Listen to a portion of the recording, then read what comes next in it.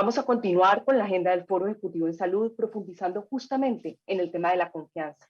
Quiero invitar a David Horsager, CEO del Trust Edge Leadership Institute, a compartir con nosotros. David, please join us and welcome. He will be delivering a conversation on transformational trust and how to drive results amidst change. David, the floor is yours. Sandra, thank you so much. I really enjoyed the last conversation and so much of what we heard. John talking about value, that's a part of trust. We Jose talking about consistency. Consistency is a synonym for trust. So we're going to talk about, I'll give you my perspective. I believe a lack of trust is the biggest cost we have in every way, in healthcare, in hospitals, and personally. And this goes back to my graduate work a couple decades ago. Everything of value is built on trust. A lack of trust is the biggest expense we have. In fact, I will say trust is always the leading indicator. We have to think differently about trust in the new economy and in the future, because at the core, our issue is always a trust issue. Think about it. We never have a leadership issue. The reason I follow a leader or not is trust. Unless it's a dictator, the reason I follow a leader or not is trust. We never have a sales issue. The reason people buy or not has something to do with trust. We don't generally have an innovation issue. On a team, innovation goes up when people start to trust each other. Then they'll share ideas and they'll be more creative. Even marketing, there's only one way to amplify a marketing message. We have to increase trust in the message. What about diversity, equity, inclusion? The biggest study I've seen out of Harvard shows diversity on its own tends to pit people against each other unless we increase trust. Then we get great benefit out of diversity, equity, inclusion, belonging. So to start with, I just want to take a fresh look at trust and what this means to us. What does this mean in healthcare? What does this mean in my hospital? What does this mean in leadership, where I have a domain of influence? What does this mean? Because if we can see trust differently, we can actually affect everything more than anything else.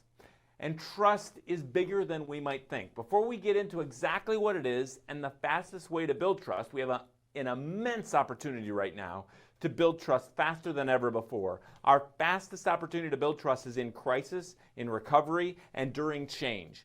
If you're feeling the way we respond to change gives us an immense opportunity to build trust faster than any other time. So let's just, before we get into it, I will say this. The number one question everybody's asking about you is not, do I like you? The number one question everybody's asking about you is, can I trust you? I've got friends I like a lot. I wouldn't go into business with them in a million years because I don't trust them, right? A lack of trust, the biggest cost we have. Before we get into it, for a little bit of fun, some of you think, oh, trust, that's a soft idea. This is going to be a kind of a sweet topic. And, well, we'll take a look at this and then get to the heart of trust. Buddy, your sister wants to try something. It's called a trust fall. She just learned how to do it. Okay. You want to try it? Sure. It's super easy. All right. What you need to do is you close your eyes, and then you're going to fall, but she's going to catch you. Okay. All right? You promise to get your brother, right? Yeah. All right. Good. So close your eyes. Now go catch your brother. All right. On the count of 3, I want you to fall, but she'll catch you. 1, 2, 3. Oh, no. Okay, so we have a trust issue. But what is trust? Before we get into exactly how to build it, what is it? Well, people have different pictures in their mind about trust. They can think, oh, trust, that takes a long time to build. And yet in crisis, trust is built very quickly. In fact, if you'd like to chat about what do you think trust is, if you had to define it within one word, how would you define it in the chat? My team is here. They're ready to answer questions or chat with you. But let's think about this.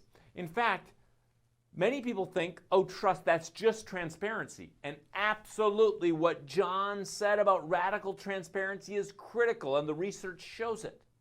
However, in some cases, trust is also confidentiality. We have to be as transparent as we can while being as confidential as we ought. Or we can think, well, trust, that's just, confidence, confianza.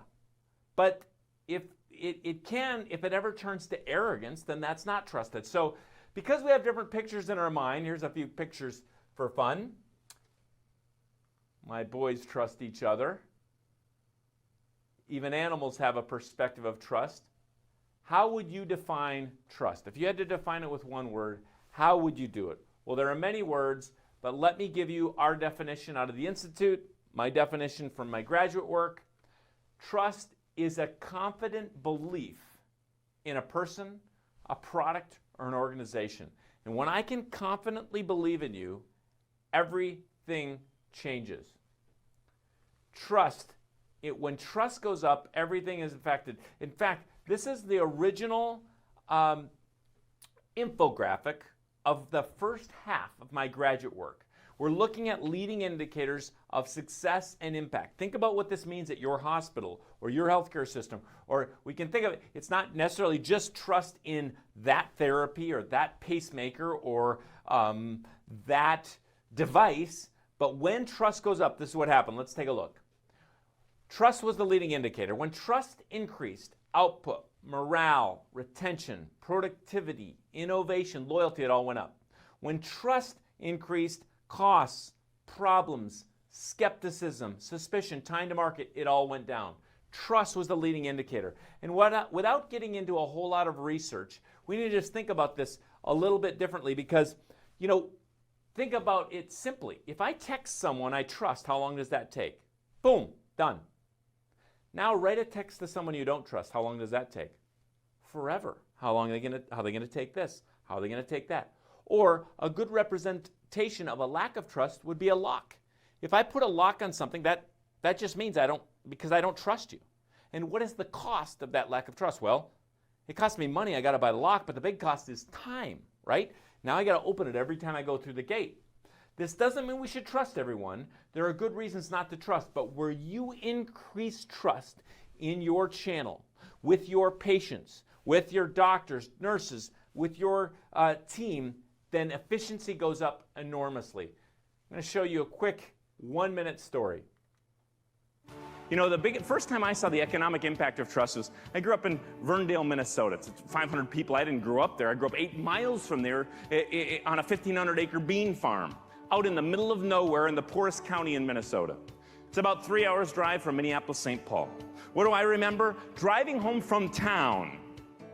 Halfway home, at the end of his long dirt driveway, Mr. Olson's veggie stand, produce stand. In the midst of the beans and broccoli and beautiful vegetables, there was a box with cash bills sticking out of the box. But nobody worked the stand. What are you supposed to do at Mr. Olson's stand? That's right, make your own change and pay what you owe. We call this system the honor system or trust system. And where you can create it, it is the most efficient system you can possibly create. Of course, this doesn't mean I should trust everyone. There are good reasons not to trust, but where I can create this, in my team, my company, my organization, I've just created the greatest efficiency I can create. That is the advantage of being trusted. So there's a great advantage. We call that advantage the trust edge. So before we get into the 8 pillars of trust or the framework for building trust, just a glimpse at our annual global study. We put out one of the biggest studies in the world, one of the biggest studies out of North America on trust and leadership. Just a couple ideas from the study. Last year and last several years, the #1 reason people want to work for an organization, ahead of more pay in first world countries and ahead of a more fun work environment, more autonomy, and a host of other things everywhere, they want to trust their leadership more than anything else. Just to give a little taste of the global study, 91% of Brazilians said that ongoing training would help them trust their employer more. 4 out of 5 Singaporeans said they would never follow a leader they don't trust. This is why, it's this next one is 9 out of 10 respondents said they would not refer products or services they don't trust. It's never a referral issue. At the core, it's a trust issue. Just like if we study engagement, at the core, it's never an engagement issue. The only way to increase engagement in an organization is increase trust, and then engagement follows. What about across generations? Half of all boomers said they would work longer hours, be a better team player, be more loyal if they just trusted their senior leadership. But before we get into ageism, traditionalists, Gen X, Y, Z, they all said exactly the same thing, plus or minus 1%. Half of Americans said they've invested $1,000 or more based purely on trust. We could go into more data, but the first question we have to ask and we have to think about is, what is a lack of trust costing here? If you can see it as a trust issue, you're seeing the core issue. You will notice, the way I see it, you never have a communication issue. You never have an engagement issue. You never have a net promoter score issue. At the core, it's a trust issue, and that's what we have to see first. At the core, we actually have a trust issue. So what's it costing? Because if you see a lack of trust in that surgery, all of a sudden you can see the impact. If you see a lack of trust in that medical device, if you see a lack of trust in that leader, if you see a lack of trust in that government, a lack of trust is the cost. And when we see the lack, we can see what to do about it. Oh, when I don't trust that person, I have to check up on them. That's costing me time. Oh, when that happens, the cost is always a trust issue at the core, and that's always affecting the outcomes or the bottom line. So, if a lack of trust is our biggest cost, and if we can start to see, by the way, I have costs. I teach this, and I can still see at our institute when I do things that cause a lack of trust. So let's talk about how we build trust. If we agree that a lack of trust is our biggest cost, if trust is always the root issue, and that's why I wrote my newest book, Trusted Leader, because trust is the root issue, people trying to solve a lot of other things and not the trust issue, and when they do, they can see sales or retention or a host of other things follow. But how do we actually build trust? Well, that was the second half of my graduate work. We've now used this 8-pillar framework across 6 continents. We've used it in healthcare and pro sports teams and corruption issues in East Africa and across the industry. These are the 8, I call them pillars of trust.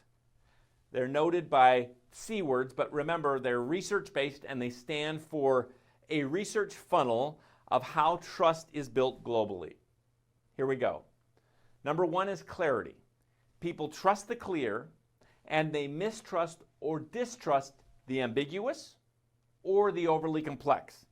Now, I could talk about these pillars, each pillar, for a full day and give takeaways and ideas. So just a couple thoughts here. People trust the clear, and they mistrust or distrust the ambiguous or the overly complex. In my experience, many hospitals, many people that are very smart over-complexify. Whenever we make something more complex than is needed, we lose clarity, which loses trust. And one quick thought here, in the midst of change, the one word you need to share the most is, why are we changing? People are used to change. They're used to, from when they were kids, leaders often blame their problem on change, on the pandemic. I'm not saying there weren't problems. I'm just saying they blame it on the change when in fact it's how they communicated during change, and not over communicating why the pivot or why the change is one of the biggest reasons leaders don't get buy-in during change. This is just from the research. Number 1 is clarity. Number 2 is compassion. We trust those that care beyond themselves. Compassion, don't think this is just a soft skill or idea. Compassion matters, especially in a pandemic. Leading the conversation, starting with empathy, starting with care for them.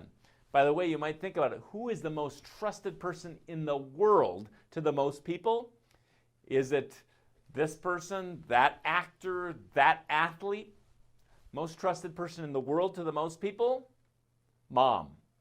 We tend to trust mom because she shows care beyond herself. There are many ways to actually show compassion in the workplace, from empathy to listening to appreciating. Number one reason people left organizations over the last year in all first world countries was not being appreciated or noted for notable work. Appreciation.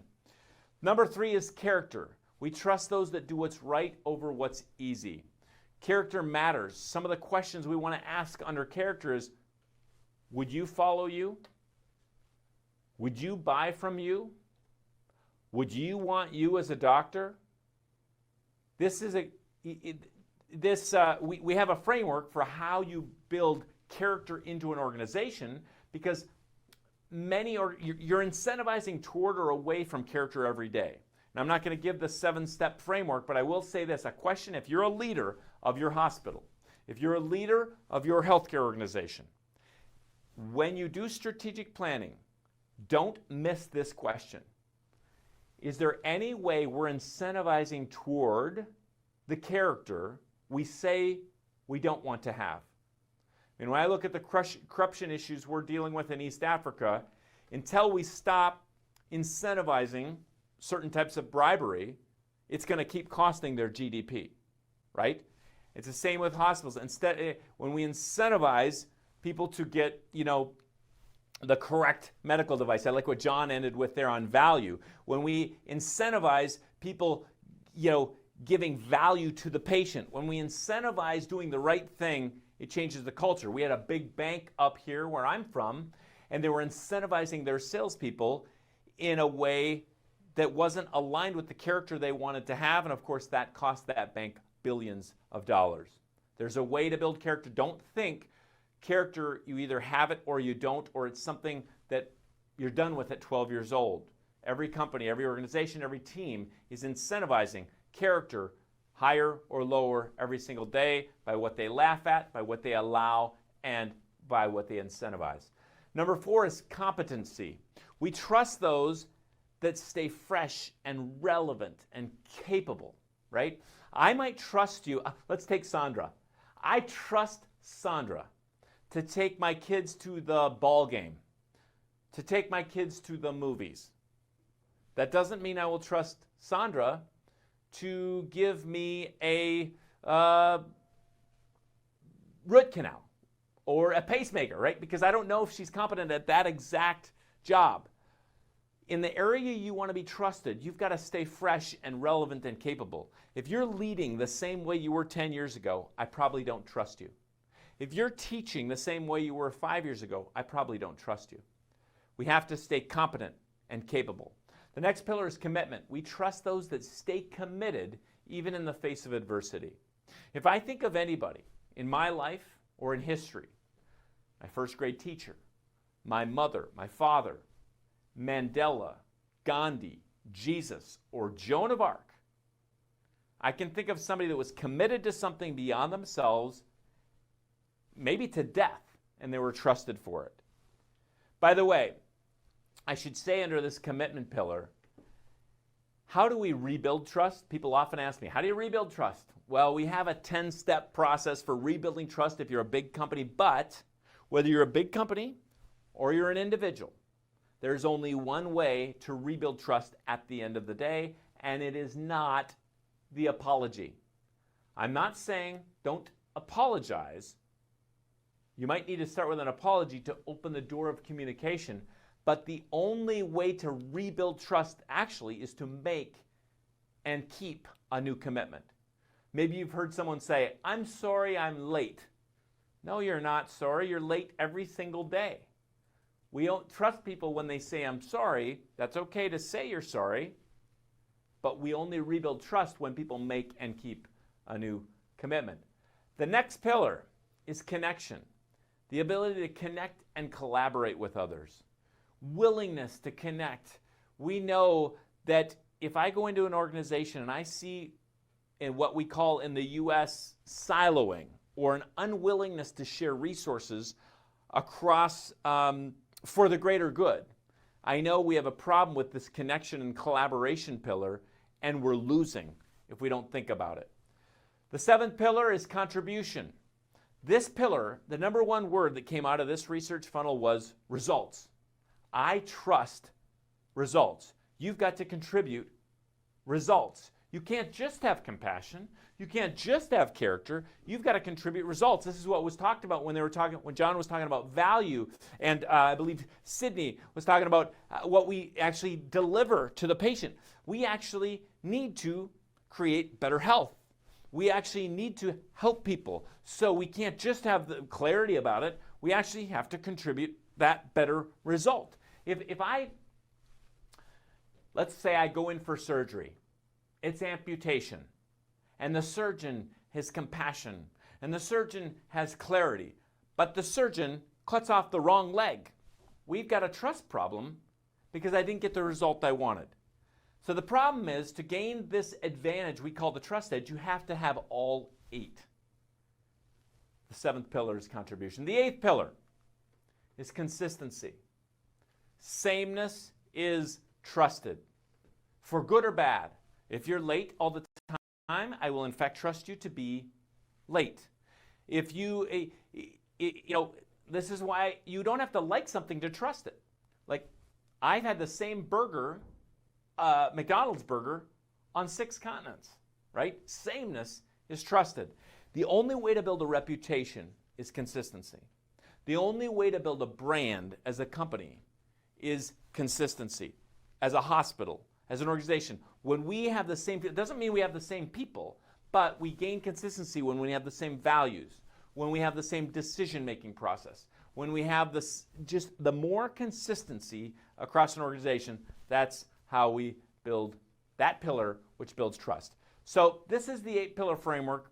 We could talk about these for a whole day, but I want to give us context here briefly so you can start to see, okay, first half of the research, we can look at it more. If you'd like access, I know that Gabe is putting some access to some of our research if you'd like more of that. I believe trust is always the root cause. It's always the core issue. And there's a way to solve it. And it always is fundamentally one of these 8. If you just take these 8 and write them on a piece of paper and put them by your computer or desk or wherever you work, you can think, oh, that's the issue, not this. For example, you might say, well, it's an engagement issue. No, it's one of these. Or you might say, David, what about communication? Isn't it ever a communication issue? Ladies and gentlemen, at the core, it's never a communication issue. It's the type. It's one of these 8. Clarity. Clear communication is trusted. Unclear is not. Compassionate communication is trusted. Hateful is not.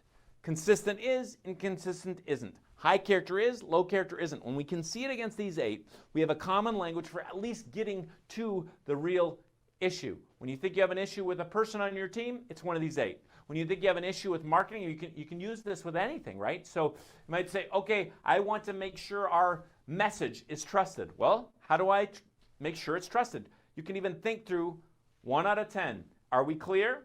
Are we showing compassion to our people? Are we showing connection with them? Are we showing contribution, the results we want to have? Are we showing commitment to them? Are we consistent and on brand? If we run through these 8, we can actually check. Also, you can think about, what do they mean in your context, in your role, in your hospital, in your healthcare system. You could just take the first pillar just to start thinking bigger, clarity. Okay, what's important for you? Maybe for the leader, clarity about the vision is the reason they're trusted. Maybe that manager is not trusted because they're not clear about the expectations.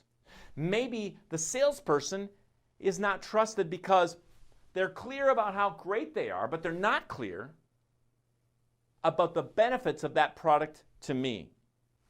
What about the teacher? The teacher's got compassion, they've got character, but they're not trusted because they're not clear about the assignments. So the students go home frustrated. In each case, that was a clarity issue, but it affected people differently. So we can see, we also know these 8 work globally. And the 8 pillars work globally. But how we might apply them, you need to think about in your context. As an example, we know that one way we show compassion around the world is listening to people. But we also know, in most of North America, the most trusted way to show compassion while listening that builds trust is to look someone in the eye. In a certain part of the Middle East, we know, depending on who you're talking to, the most trusted way to listen might be not looking someone in the eye out of respect, while listening. That shows compassion, that builds trust. So we need to think about in our context, and still you can come back to these 8 and what they might mean for you. That is the 8 pillars of trust. I want to touch on a couple quick ideas here. I love to talk about this. I could talk all day about each of these pillars, but let's jump to that last pillar for just a moment. Consistency. Because you can all think about this pillar, consistency. Whatever you do consistently, you'll be trusted for. Here's a consistency slide for fun.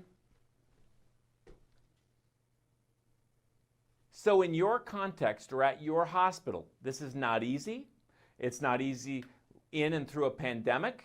It's not easy to keep, to be consistent in every way. However, we always can be more consistent. So what do we know? We know it's the little things done consistently that make the biggest impact. Not the big things, little things done consistently. See, there are several reasons to not trust someone, right? There are good reasons not to trust. I don't trust my flight on time because I've had experience. I don't trust that boy with my daughter. I was a boy, right? I don't trust people that say things they don't mean, like, just trust me. I don't know if they say that in your part of the world or not, but we don't trust people just because of what they say. We trust people that earn trust, right? So little things done consistently make the big. If I'm overweight, it's because I've had too many scoops of ice cream over years, not because I ate too much this morning one time for breakfast. If I'm a good husband, I've loved and honored my wife over years. It's not because I gave her, a big gift one time. Not that that wouldn't help. It's the same with you. If I'm, I just share the vision of our hospital at the annual meeting, that does not matter. If you're not sharing the vision consistently, at least every 21 days, if you're not sharing the values at least every 14 days in some way, people don't know them, so they're not consistent about making decisions by them, which is why you would have values or mission and so forth. We have a big challenge, and it's this. Every single interaction we have with every single person, we increase or decrease trust just a little bit. The way you spoke to your team yesterday, they trust you a little bit more or a little bit less. The way you talked to your kids this morning at breakfast, they trust you a little bit more or a little bit less. Every interaction matters. And right now, in time of crisis, you have a massive opportunity to build trust faster than any other time. People, if you can stay consistent in crisis, people will trust you faster than ever before. Let me show you a picture. This is a very good friend of mine, Kevin Ridgway. We're different in a couple big ways, as you can see. Kevin was a 48-year-old in this picture, master's level bodybuilding competitor. This picture was taken the day before he was hit head-on by a Land Rover that squashed him in his vehicle. The doctors said he would have died immediately except for the muscle mass he had on his chest. He went into a coma for 5.5 weeks. 66 days later, Kevin was able to stand up for just a few moments in the clothes that he went into the hospital in, and I got a picture. You know this all too well in healthcare. Atrophy is guaranteed without intentional action. Your body is atrophying, your relationships are atrophying, your work is because of two things, time and change. You have to keep putting the right things in. On the farm, we say it this way: healthy things grow and sick things die. But how do we have health? We've got to keep putting the right fertilizer, keep putting the right water, keep cultivating. We have to put the right things in. And that's what you have to do. If you want to drive a culture of trust, you need to have a common language. These 8 pillars, we need to solve against these 8. We need to build a common language and a way of doing things consistently so that we can increase trust. We have a big problem, that's this: organizations don't change, only individuals do. So, in our short time together, very short, we have a quick case for trust. Why I believe a lack of trust is the biggest expense you and I have, personal and organizational. We have an 8-pillar framework, how trust is built. And by the way, I believe you can solve against these 8. So what would I do now? I would take these 8 and just look at them Can we look at 2 quick? Oh, sorry. Thank you.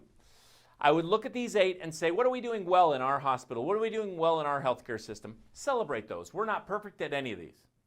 And then I would say, well, what one, if we did something about that, could help us build trust with some audience?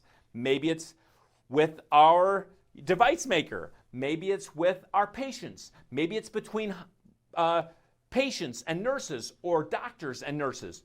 We've seen amazing change happen in hospitals when they start to get this language and they get tools they can use to build this kind of trust. I'm just going to give one quick example here. These 8 pillars. So a hospital, right when the pandemic happened, just a simple example. The biggest emergency room hospital in our state, they were having terrible problems. And right when the COVID happened, they moved one half the hospital went COVID, the other half was regular patients. But at the very beginning, because of there's so much unknown, all nurses had to wear hazmat suits. Scary, especially for little kids. So these little kids, 3-year-olds, 4-year-olds that did not stay at the hospital would come in for a weekly cancer shot. And they needed the shot, evidently.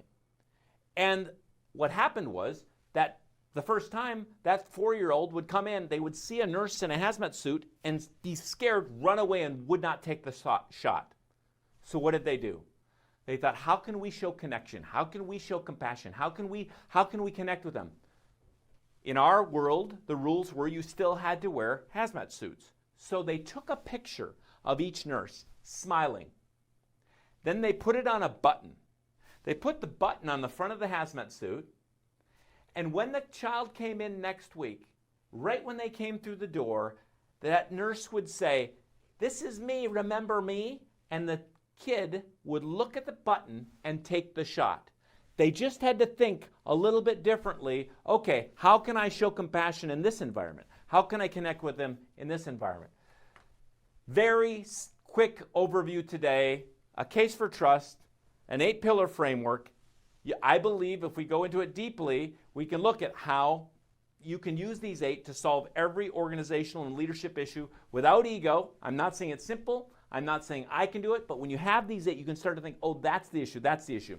I know that Gabe on my team is going to put some extra videos and materials. If you would like to have more so you can start to use these 8 and apply these 8 pillars to your work to increase trust, he's going to put that in there for you in the chat, and Martha will give you access to whatever she thinks you feel is most important for you, complimentary. It's been a treat to work with you and be with you. We are grateful for the great work of Medtronic here in North America. I want to say one last thing, though. I grew up on the farm, as you know. One phrase we would say is, you've got to do the work. Many people want some quick motivational idea or speaker. That's not how it works. Trust takes work. On the farm, that pile doesn't shovel itself, the corn doesn't cultivate itself, and the cows don't feed themselves. You got to do the work, and that's the same with trust. Trust takes work, but when you do the work of building trust, you do the greatest work you can possibly do to help the world. I hope for you that you will become more trusted and join me in this quest, and if I can do anything to help you, I would be so happy to. Have a great rest of the event and stay trusted.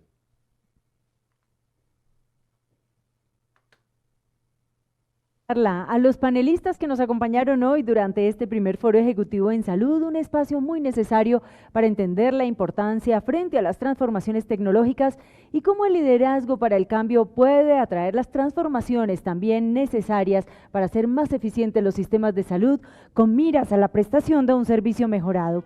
A todos ustedes, gracias por hacerlo posible. Nos vemos pronto porque iniciativas como estas, estamos seguros, requieren continuidad. A todos ustedes, una feliz tarde. The body is extraordinary. It's an engineering marvel, but it's also human. At times, it grows, learns, and heals. Other times, it weakens, wears, and sometimes it fails. When it does, Extraordinary doesn't just deserve extraordinary, it demands it. Not tomorrow, but today. Medtronic. Engineering the extraordinary.